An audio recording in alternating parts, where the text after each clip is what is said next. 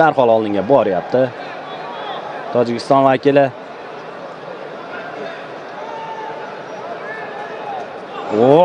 Raund kick. Zarba. Mana bu yerda tizza zarbasi qabul qilib olyapti. Juda kuchli zarba. Zarbalar ketma-ketligi. Lekin o'zida Utemisov o'zida yo'qotib qo'ygan o'zini. Yana bir tizza zarbasi. Navbatdagisi. High kick. Kick, jarohat ham paydo bo'ldi menimcha. Qozog'istonlik jangchida.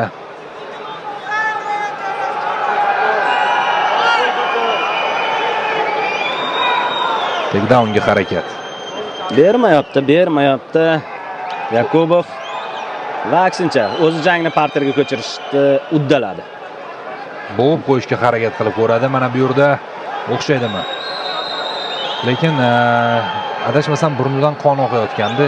Nafas olish qiyinlashishi ham mumkin. Juda qulay vaziyat, lekin qo'llarini o'tkazib oldi. Faqat bir masala bor, hali endi jang endi boshlandi. Hali hammada o'pka yaxshi.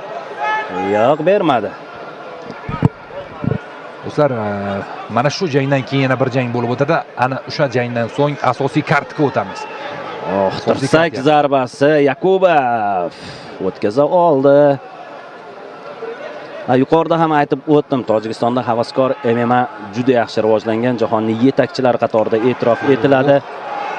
Jarohat jiddiylashyapti.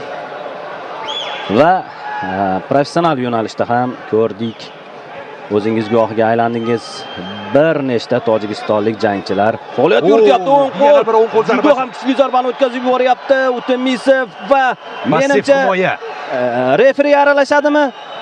Hozircha yo'q. Hozircha himoyalanyapti. Biroz aktivlik bor, lekin aralashadi. Baribir aralashadi. Passiv himoya baribir o'z so'zini aytadi.